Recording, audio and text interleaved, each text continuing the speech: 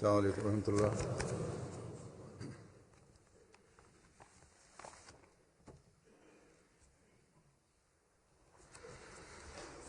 أشهد أن لا إله إلا الله وحده لا شريك له وأشهد أن محمدا عبده ورسوله أما بعد فأعوذ بالله من الشيطان الرجيم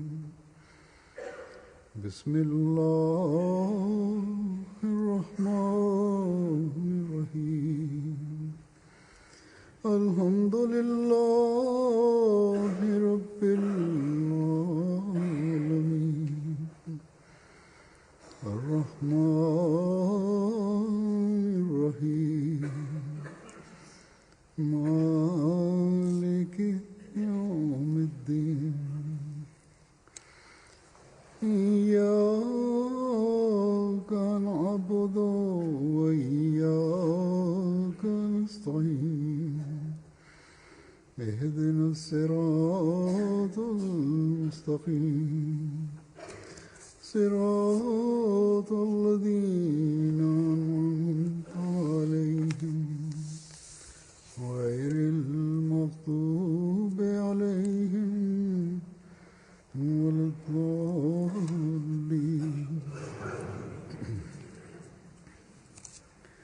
وجزاء سيئة سيئة مثلها فمن عفا وأصلح فأجره على الله إنه لا يحب الظالمين.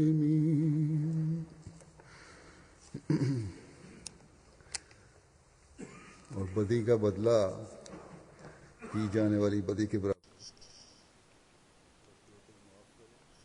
Бисмиллахир-рахманир-рахим. Хазур говорит: и воздаяние за зло, зло подобное ему. Но тот, кто простит и улучшит, то награда его на Аллахе. Воистину не любит он несправедливых.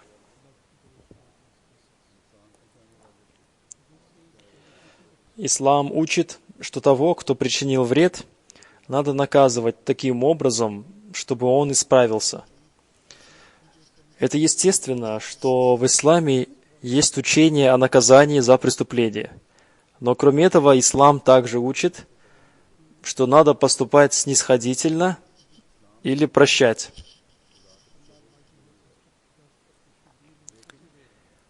И как вы слышали, в этом аяте сказано: воздаяние за зло, зло подобное ему. Но тот, кто простит, тому надо простить в том случае, если человек, причинивший зло, после этого исправится.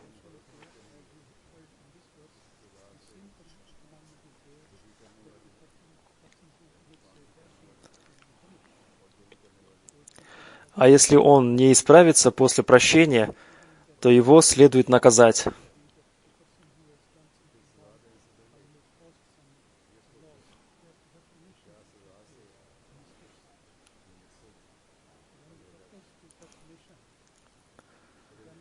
Если вы поразмышляете и придете к выводу, что причинивший зло исправится без наказания, то его следует простить.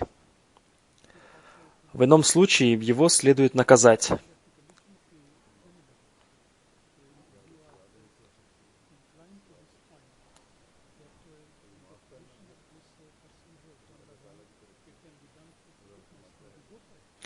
И это ваше прощение сделает вас достойными получения награды Аллаха.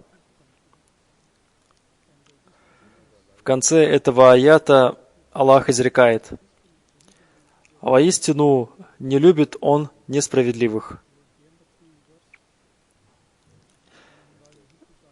Здесь Аллах ясно говорит, что если вы проявляете чрезмерность в наказании, то вы станете несправедливыми. Это является основным законом священного Корана о наказании. И мы должны следовать ему в нашей личной жизни, и также ему должно следовать государство, и ему надо следовать даже в международных отношениях.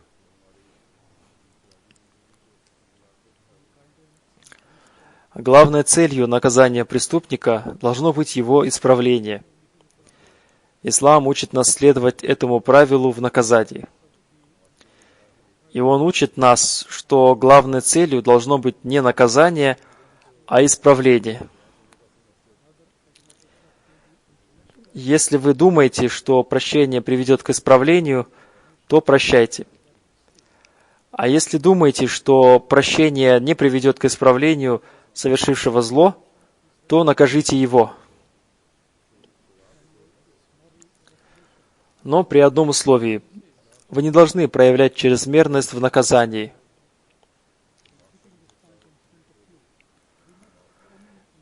Если человек проявляет чрезмерность в наказании, то это в глазах Аллаха является несправедливостью и злом. И Аллах не любит несправедливых.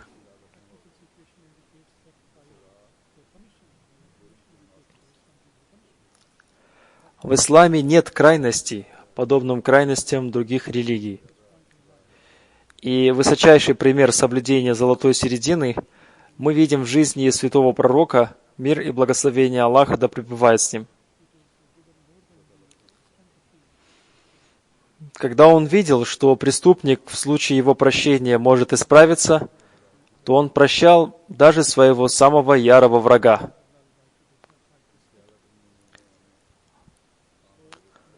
Он и его сподвижники подвергались врагами сильнейшим мучениям, но когда его враги попросили у него прощения и дали обещание, что они проведут свою оставшуюся жизнь согласно повелениям Аллаха и его посланника, мир и благословение Аллаха да пребывает с ним, он забыл все их зло и простил их.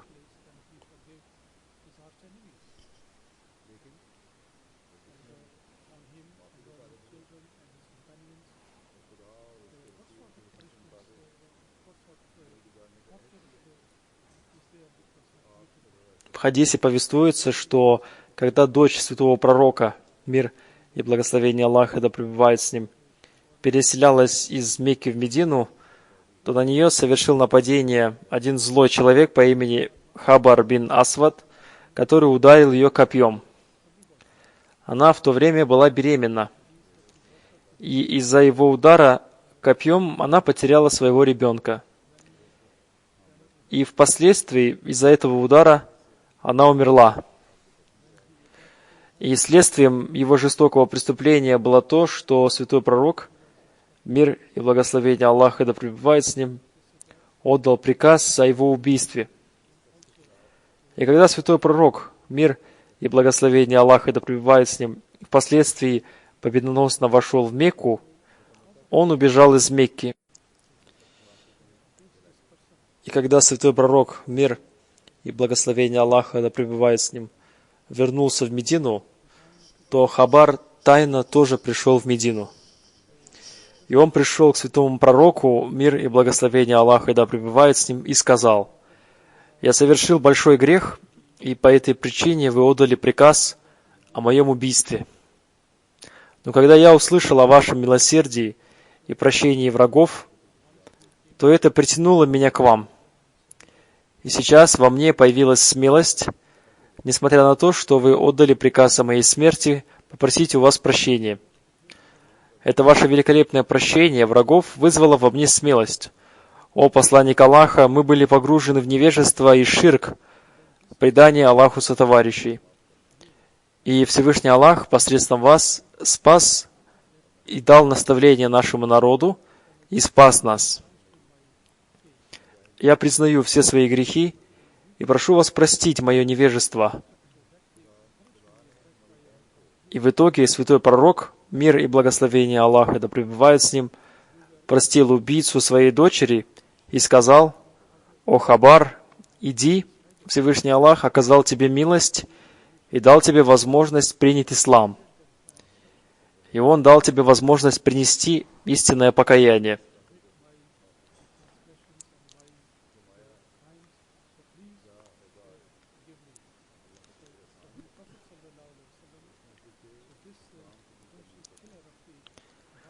Был также один поэт по имени Каб ибн Зухайр. Он написал очень грязные стихи о мусульманских женщинах и всегда нападал на их честь. И по этой причине святой пророк, мир и благословение Аллаха да пребывает с ним, отдал приказ о его убийстве. А когда святой пророк, мир и благословение Аллаха да пребывает с ним, победоносно вошел в Мекку, то брат Каб ибн Зухайра написал своему брату: «Тебе лучше прийти к святому пророку и просить у него прощения». Последовав его совету, он приехал в Медину и остановился у одного своего знакомого. А утром он пришел в мечеть и совершил утренний намаз вместе со святым пророком, мир и благословение Аллаха да пребывает с ним. И потом, обратившись к святому пророку, мир и благословение Аллаха да пребывает с ним, не назвав себя, он сказал: «О посланник Аллаха, Каб ибн Зухайр, раскаявшись, пришел к вам и просит у вас прощения. И если вы позволите, может ли он предстать пред вами?» Святой пророк, мир и благословение Аллаха да пребывает с ним, не знал его лично, и в это время он был укутан в накидку. Он сделал это для того, чтобы сподвижники святого пророка не узнали его.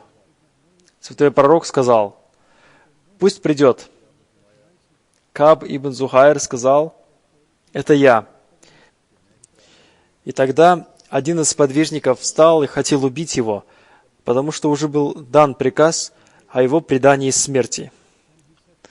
Но святой пророк сказал: «Оставьте его, потому что он пришел, чтобы попросить прощения».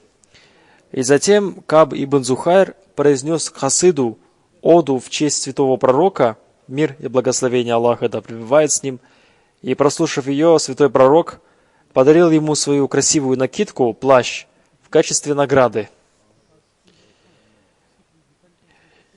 И таким образом, святой пророк, мир и благословение Аллаха да пребывает с ним, простил того человека, относительно которого был уже дан приказ о смертной казни. И он не только простил его, но и наградил его. В жизни святого пророка, мир и благословение Аллаха да пребывает с ним, было много таких событий, когда он прощал своих личных врагов и врагов своих родственников, если он видел, что они исправятся в результате прощения. Но когда он видел, что без наказания исправление не произойдет, он наказывал. Главной вашей целью должно быть исправление, а не возмездие. Обетованный Мессия мир ему в различных местах своих писаний дал толкование 41-го аята суры Аш-Шура «Совет». И уже найдено 13 мест, в которых он написал о нем. На своих собраниях он часто цитировал этот аят. И он цитировал этот аят 22 раза. «И воздаяние за зло, зло подобное ему. Но тот, кто простит и улучшит, то награда его на Аллахе. Воистину не любит он несправедливых». Хазрат обетованный Мессия мир ему написал: эти аяты показывают, что Коран не проповедует непротивление злу во всех случаях и не говорит, что злодеи и негодяи должны избегнуть наказания. Его учение состоит в том, что каждый обязан поразмыслить, подпадает ли данный конкретный случай под наказание или прощение, и выбрать то из двух, что наиболее благоприятствует исправлению преступника и интересам общества. Иногда преступник прекращает свои преступления вследствие прощения, но иногда прощение побуждает его на новые преступления. Поэтому всемогущий Аллах наставляет, что мы не должны слепо прощать во всех обстоятельствах, но должны зрело рассудить, приличествует ли в данном случае наказание или прощение. То есть, что из двух является в данном случае добродетельно, и таким образом избрать надлежащий образ действия. Некоторые люди столь мстительны, что они лелеют в памяти все победы, нанесенные их предкам в череде поколений, а некоторые столь нисходительны, что склонны прощать беспредельно, иногда теряя при этом всякий стыд.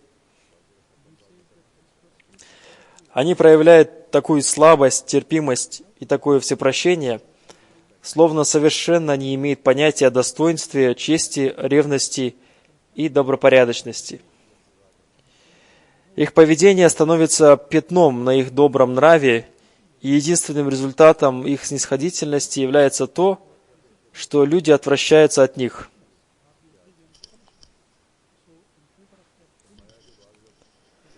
Именно поэтому Священный Коран подчеркивает условия соответствующего места и времени для проявления всякого нравственного качества и не поощряет такое проявление, если оно неуместно и не своевременно.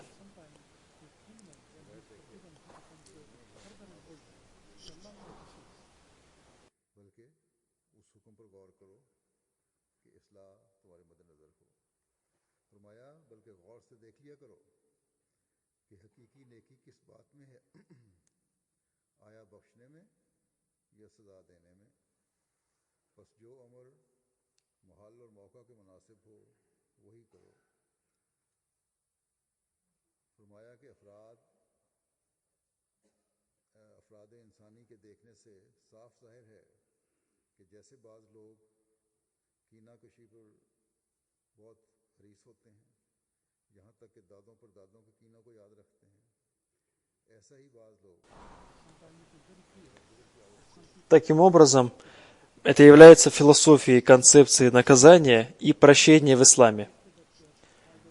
Вы должны думать о том, как исправить преступника.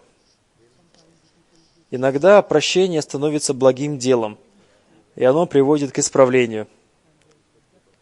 А иногда прощение становится грехом, и в результате прощения грешники осмеливаются на новые грехи. Таким образом, иногда наказание является благим делом.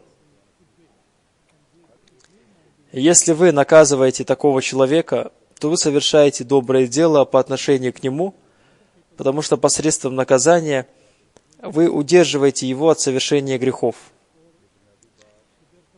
И он может спасти свою будущую жизнь от гибели. Я привел два примера из жизни святого пророка, мир и благословение Аллаха да пребывает с ним, в которых он прощал своих врагов. Они были врагами ислама. А после прощения святого пророка, мир и благословение Аллаха да пребывает с ним, они стали благородными людьми и служили исламу.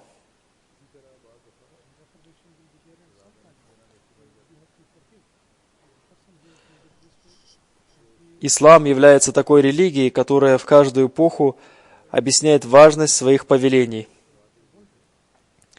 И ислам учит: поступайте в отношении преступника так, чтобы это было лучшим по отношению к нему.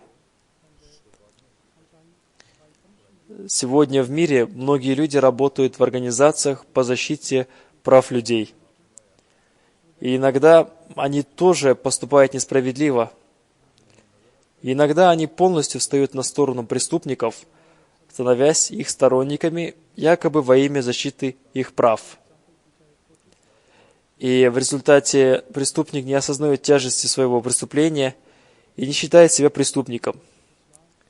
Профессиональные убийцы не задумываются о ценности жизни других людей, заботясь только о своей жизни. Такие люди заслуживают наказания посредством смертной казни в соответствии с законом. Кроме того случая, когда родственники убитого прощают убийцу. Но сейчас в Европе, в большинстве стран, это наказание посредством смертной казни отменено. И они внесли изменения в свои законы и отменили такое наказание. Однако преступники не исправляются, и их жестокость увеличивается. А с другой стороны, мы видим другую крайность в мусульманских странах. В некоторых мусульманских странах было свергнуто правительство. И должно было быть так, чтобы их преступления были рассмотрены в суде, и они получили то наказание, которого они заслуживают. Но вместо этого жители этих стран схватили их и жестоко убили. И великие державы поддерживали их в совершении этих преступлений. Ислам удерживает от всех крайностей и говорит, что в следовании закону и бедные, и богатые равны. Аллах изрекает: наказывайте преступника так, как он того заслуживает. И для этого ислам дал нам некоторые законы и правила. И мы видим, когда святой пророк, мир и благословение Аллаха да пребывает с ним, и его праведные халифы, преемники правили в Медине, они поступали согласно этим правилам. И они показали, как надо наказывать и какая цель наказания.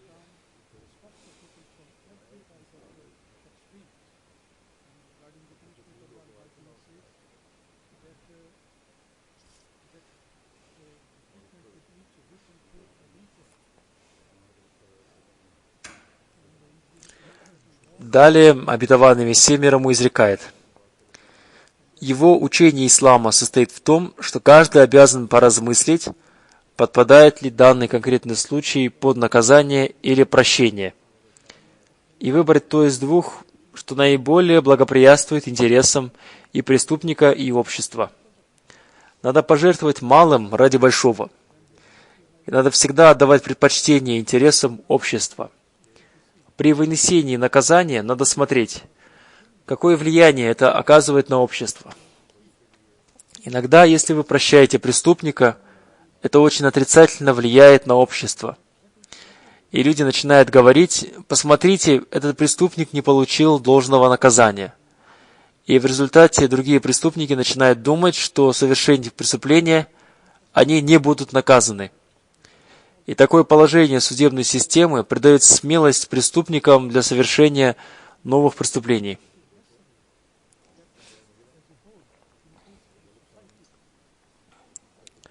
Добропорядочные люди начинают бояться их, и во всем обществе возникает страх.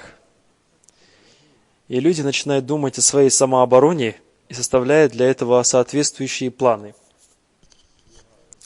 И иногда, когда люди видят, что государство не следует закону, они сами начинают вершить суд. К несчастью, такое положение мы видим в мусульманских странах, в то время как у них есть прекрасное учение ислама. Такое несправедливое положение сыграло большую роль в появлении преступников.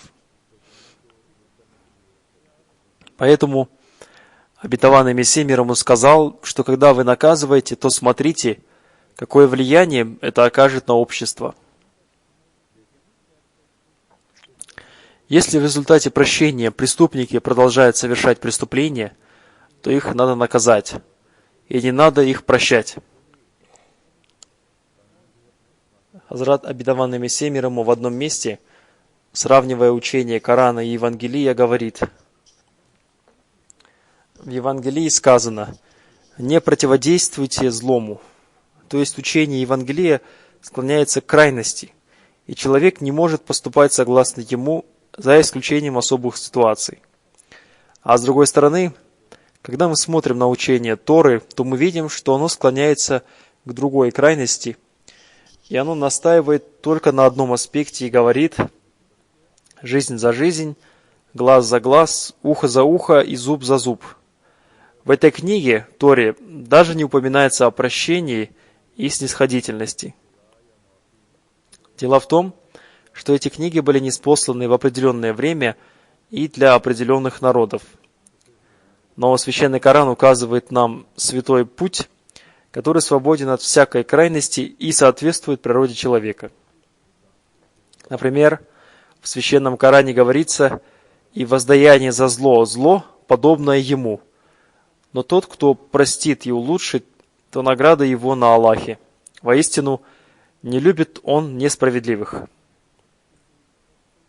То есть, воздаяние за зло подобно самому злу, однако, если кто-то захочет простить, то его прощение должно способствовать дальнейшему исправлению, так как целью прощения в конечном итоге является исправление. И в этом случае Всевышний Аллах обязательно наградит его.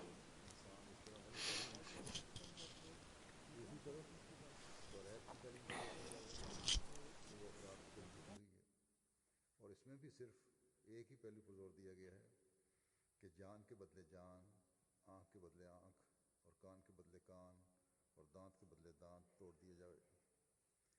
इसमें अफ़ू और दरगुजर का नाम तक भी नहीं लिया गया। असल बात यह है कि ये किताबें मुख्तसर ज़मान और मुख्तसर कौम ही थीं, यानी एक ख़ास ज़माने के लिए और एक ख़ास कौम के लिए थीं।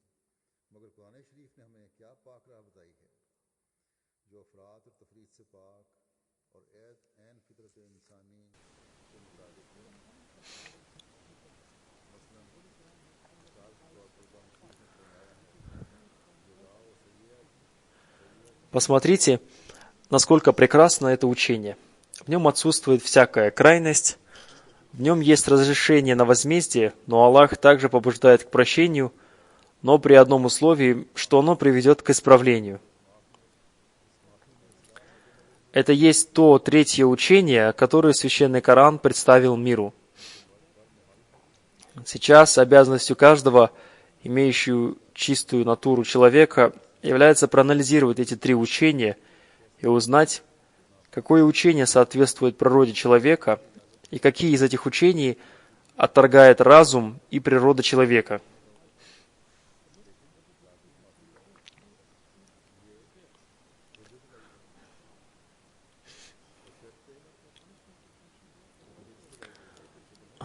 Одним словом, учение ислама является таким учением, которое дает решение для каждой эпохи.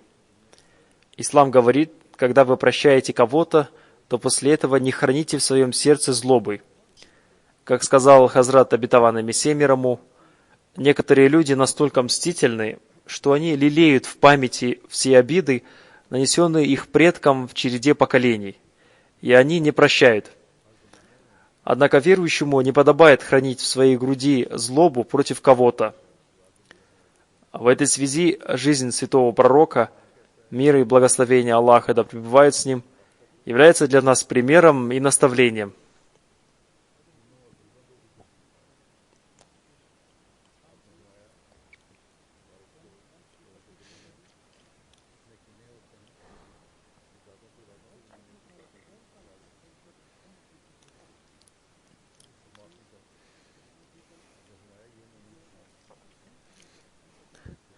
При его жизни, во время битвы Ухуд, жена Абу Суфьяна Хинд надругалась над мертвым телом его дяди Хазрата Хамзы.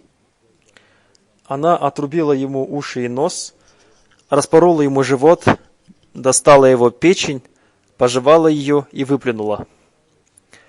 В своей жестокости она перешла все границы. Но когда святой пророк, мир и благословение Аллаха да пребывает с ним, победоносно вошел в Мекку, она, закрыв свое лицо, пришла на собрание святого пророка, мир и благословение Аллаха да пребывает с ним. Она не могла прийти с открытым лицом, потому что святой пророк, мир и благословение Аллаха да пребывает с ним, отдал приказ о ее убийстве. Находясь на этом собрании, она принесла обет верности вместе с другими женщинами, и потом она начала задавать вопросы святому пророку, мир и благословение Аллаха да пребывает с ним. Святой пророк, мир и благословение Аллаха да пребывает с ним, узнал ее голос и спросил ее: «Ты Хинд, жена Абу Суфьяна?» Она сказала: «Да, о посланник Аллаха, но сейчас я уже стала мусульманкой, простите мне то, что уже произошло». И святой пророк, мир и благословение Аллаха да пребывает с ним, простил ее. Это очень сильно повлияло на нее. Она пошла домой и приготовила пищу для святого пророка, мир и благословение Аллаха да пребывает с ним. Она зажарила для него 2 козы, послала их ему со словами: «Примите этот мой скромный подарок, поскольку сейчас у меня мало скота». Святой пророк, мир и благословение Аллаха да пребывает с ним, вознес за нее мольбу: «О Аллах, благослови коз Хинд». И в результате у нее появилось такое большое стадо коз, что ей было трудно ухаживать за ними. Хазрат обетованный Мессия мир ему сказал: «Некоторые люди столь мстительны, что они лелеют в памяти все обиды, нанесенные их предкам в череде поколений. А некоторые столь снисходительны, что склонны прощать беспредельно, иногда теряя при этом всякий стыд. Они проявляют такую слабость, терпимость и такое всепрощение, словно совершенно не имеют понятия о достоинстве, чести, ревности и добропорядочности».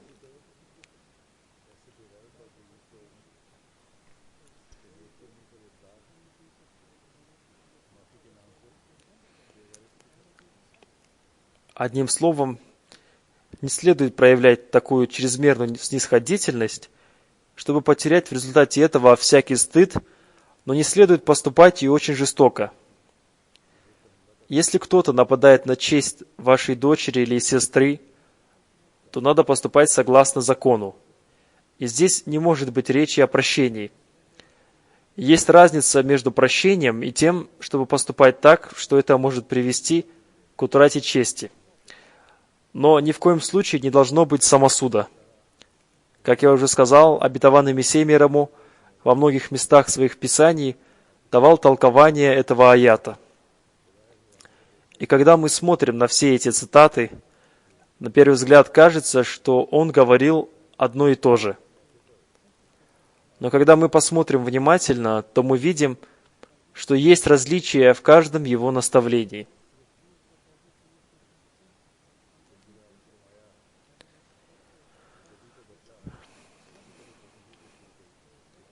Хазрат обетованный Мессия мир ему в одном месте изрекает: «И воздаяние за зло, зло, подобное ему. Но тот, кто простит и улучшит, то награда его на Аллахе. Воистину, не любит он несправедливых. Если ваше прощение в результате приводит к исправлению, то это радует Всевышнего Аллаха, и он обязательно вознаградит вас за это. Согласно Корану, возмездие не всегда заслуживает похвалы, и также прощение не всегда заслуживает похвалы. Надо всегда поступать уместно, и наказывать следует тогда, когда это уместно, и прощать тоже надо тогда, когда это уместно. Не надо поступать необдуманно. Всевышнего Аллаха радует тот человек, который имеет благое намерение, и его целью является прощение и исправление. Всевышнего Аллаха не радует прощение человека, который в результате этого теряет свою честь. И его не радует тот человек, который постоянно думает только о возмездии. Это тоже гневает Аллаха. Надо наказывать или прощать согласно повелениям Аллаха. Руководители общины и система общины всегда должны учитывать это в своих решениях.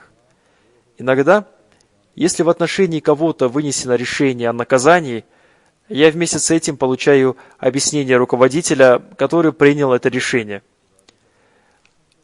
Я не говорю, что он вынес это решение по причине личного желания наказать этого человека, но иногда я чувствую, что тот, кто вынес решение, поступил чрезмерно строго, вынеся это решение. А иногда я чувствую, что кто-то другой поступил чрезмерно снисходительно. И то, и другое приводит к плохим последствиям. Одним словом, само наказание или прощение не является похвальным. главным является довольство Всевышнего Аллаха. И это достигается тогда, когда вашей целью является исправление. Все наши организации, в том числе отдел по общим вопросам и судебный орган общины, должны принимать свои решения и рекомендации после глубоких размышлений, чтобы мы создали такую общину, которая способна радовать Всевышнего Аллаха. Для этого нам надо возносить мольбы и просить помощи у Всевышнего Аллаха. Принимайте решения, вознося мольбы. И после этого обязательно пришлите свои рекомендации халифу времени. Возносите мольбы о том, чтобы тот человек, относительно которого принимается решение, был спасен от плохих последствий вашего решения. И также возносите о том, чтобы системе общины не был причинен вред в результате вашего решения, и оно не стало причиной возникновения беспокойства в общине. Также обетованный Мессия мир ему, раскрывая эту тему в своей книге «Приглашение прохладного ветерка» и объясняя прекрасное учение ислама тем людям, которые часто выдвигают обвинения против учения ислама, написал: «Если кто-то причинит вам вред, сломает зуб или поранит глаз, то воздаяние ему должно быть соразмерно причиненному им злу. Но если вы сможете простить его и видите, что в результате этого он исправится, то простите его. То есть, если вы видите, что преступник прекратит совершать преступление, то в этом случае будет лучше простить его, и за это вы получите награду Всевышнего Аллаха».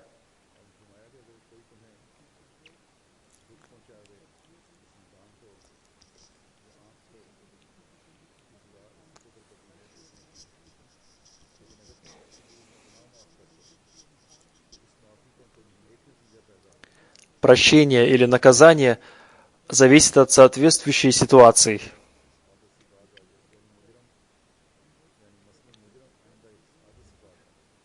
Совершение деяния в соответствии с ситуацией и является мудростью.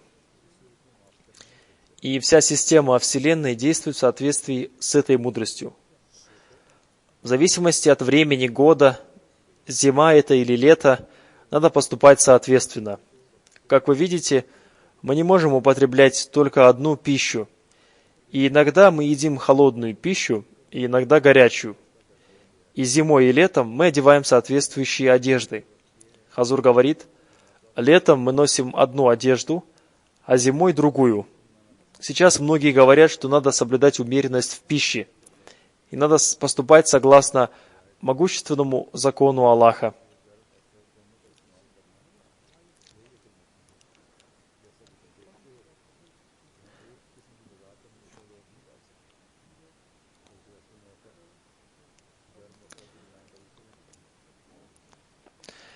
Обетованный Мессия мир ему продолжает: также и нравственное состояние желает изменения соответственно ситуации.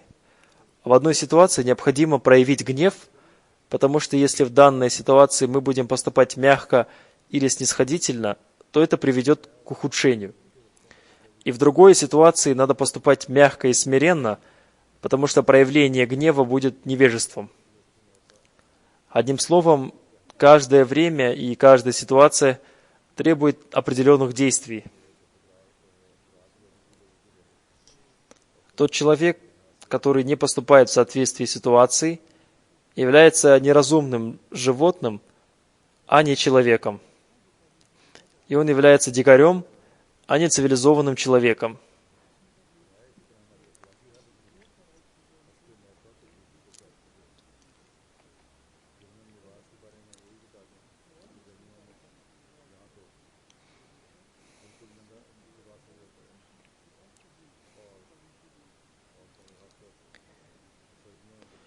В этом месте я хочу сказать об одежде.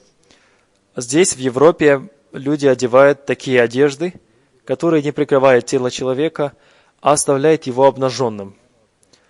Но зимой они одевают нормальную одежду или одевают куртки и шарфы. Но если мусульманские женщины одевают шарф для того, чтобы покрыть свою голову, то в их адрес начинает говорить, что это ущемляет права женщин. И некоторые государства уже начали вмешиваться в это личное дело каждого человека. Это их вмешательство является несправедливым, и его целью не является улучшение. Недавно премьер-министр Великобритании высказал мысль: мы уже думаем о том, чтобы принять закон о том, что если женщина в общественном месте находится в хиджабе, то ее надо уволить с работы. То есть мирские законы пошли в сторону другой крайности, из-за которой создается смута, и у людей возникло беспокойство. Ислам говорит, не следует создавать такие законы, которые станут причиной беспокойства народа. Надо создавать такие законы, которые улучшают состояние общества и которые радуют Бога. Далее Хазрат обетованный Мессия мир ему изрекает: одним словом, каждое время и каждая ситуация требует определенных действий. И тот человек, который не поступает в соответствии с ситуацией, является неразумным животным, а не человеком, и он является дикарем, а не цивилизованным человеком. В этом месте обетованный Мессия мир ему привел пример употребления пищи в зависимости от времени года. И сегодня очень известные диетологи дают своим пациентам различные рекомендации по приему пищи в разное время. Они говорят, что пищу нужно употреблять согласно их рекомендациям. И посредством правильного употребления пищи они лечат своих пациентов. Также люди одевают одежду в соответствии со временем года.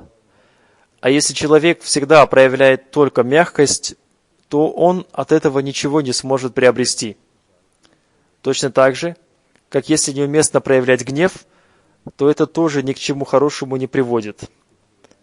Человек должен научить себя поступать согласно сложившейся ситуации и должен избирать такой метод исправления, который соответствует человеческой природе. В этом состоит отличие между человеком и животным. Священный Коран не разрешает проявлять прощение и снисходительность, когда они неуместны и не приносят пользы. Потому что если кто-то так поступает, то от этого портится нравственность человека и разрушается вся система общества.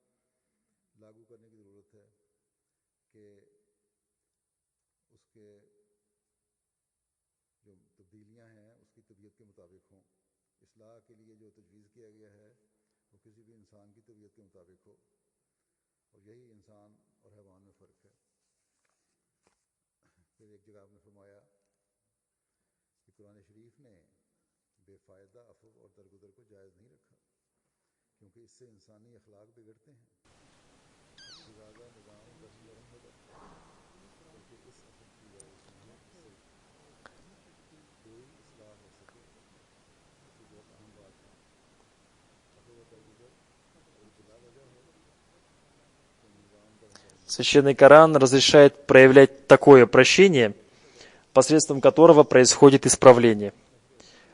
Это чрезвычайно важно. Если проявляется неуместное прощение, то это приводит к разрушению всей системы общества, и в человеке появляется чувство вседозволенности. И такой человек приступает все границы.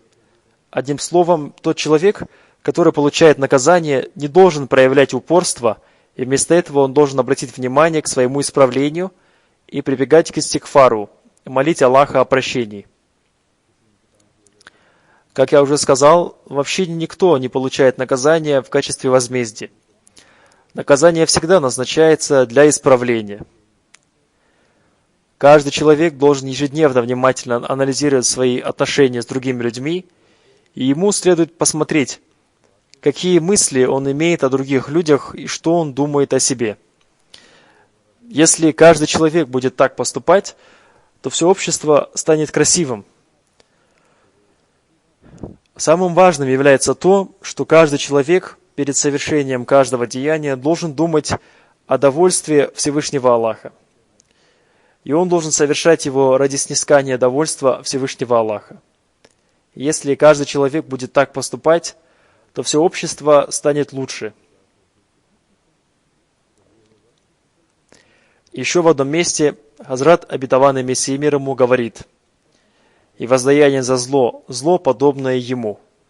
Но если кто-то прощает какого-то человека, и его прощение уместно, и посредством этого прощения он желает исправления этого человека, то Всевышний Аллах сам берет на себя обязанность наградить его. Но если кто-то отпустит вора, то этот вор начнет проявлять еще большую смелость и начнет грабить людей, поэтому его надо наказать. Например, если есть два работника, и один из них плохо выполнил свою работу, но после того, как ему сделали замечание и немного поругали, ему стало стыдно, и он понял свою ошибку и исправляется, то такого человека неуместно наказывать. Некоторые люди понимают свою ошибку благодаря намеку. Но если прощается другой нерадивый работник, постоянно поступающий дерзко, то это еще больше портит его. Такого человека следует наказать. И это наказание будет для него уместным. Сейчас скажите, чье учение более соответствует человеческой природе, учение Евангелия или Священного Корана? Чего желает могущественный закон Бога? Он желает действий соответственно ситуации. И он желает такого учения о прощении, результатом которого будет исправление. И в конце концов, цивилизованный человек будет вынужден поступать согласно этому учению. И поступая согласно именно этому учению, в человеке увеличивается способность прилагать усилия, способность размышлять и его разум. Или другими словами, рассмотрите все свидетельства и размышляйте над ними. Хазур поясняет, сейчас говорят, что ислам не призывает к размышлениям и только налагает различные ограничения. Однако это только одно из тех повелений, которые увеличивают в человеке способность прилагать усилия, способность размышлять и его разум. Далее обетованный Мессия мир ему говорит: «Если прощение приносит пользу, то прощайте.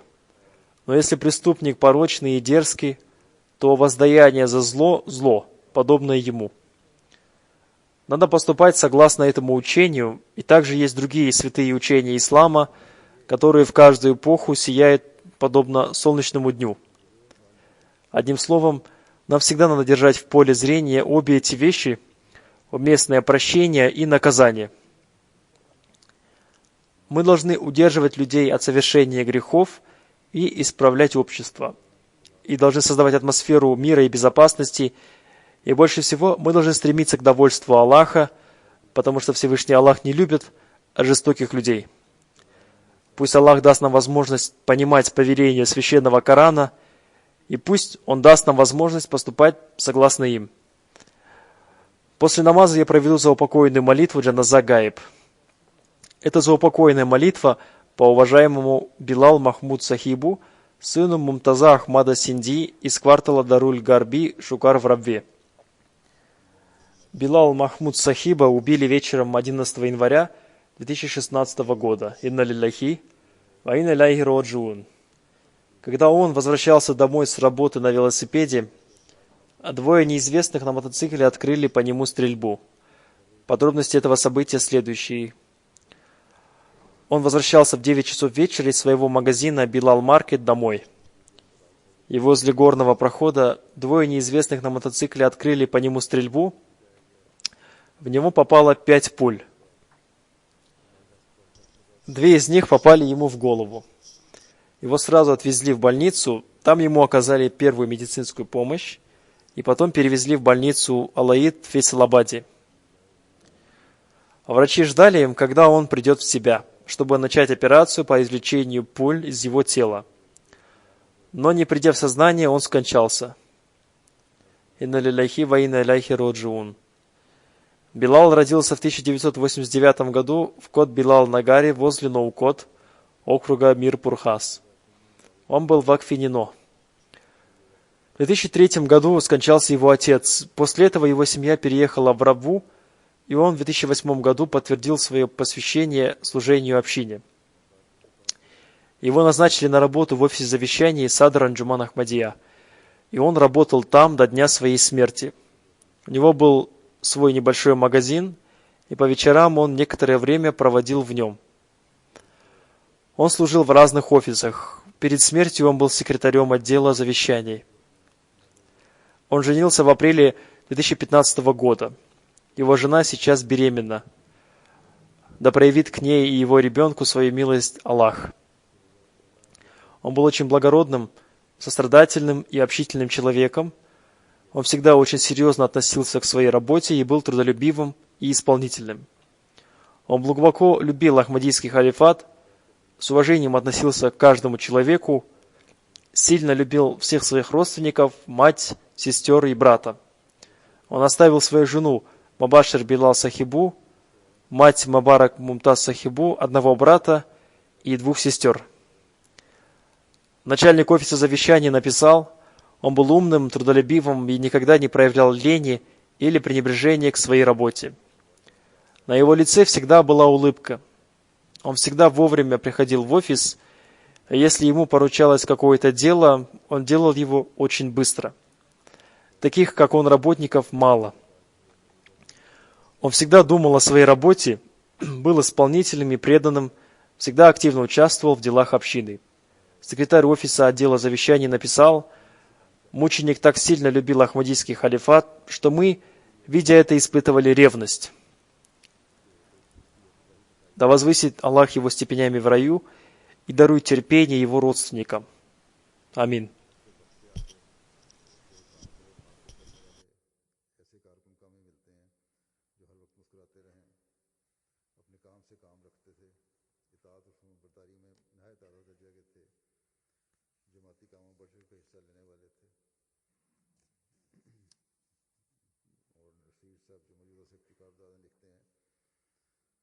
खिलाफत से शहीद का ऐसा ताल्लुक था कि उन्हें देख कर अश्क आता था।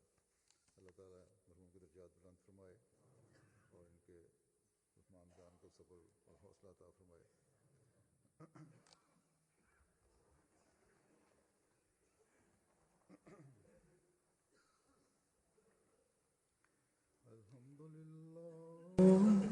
अल्हम्दुलिल्लाह नहमदुहु व नस्तईनुहु व नस्तगफिरुहु ونؤمن به ونتوكل عليه ونعوذ بالله من شرور أنفسنا ومن سيئات أعمالنا من يهده الله فلا مضل له ومن يضلل فلا هادي له ونشهد أن لا إله إلا الله ونشهد أن محمدا عبده ورسوله عباد الله رحمكم الله إن الله يأمر بالعدل والإحسان وإيتاء ذي القربى وينهى عن الفحشاء والمنكر والبغي يعظكم لعلكم تذكرون اذكروا الله يذكركم وادعوه يستجب لكم ولذكر الله أكبر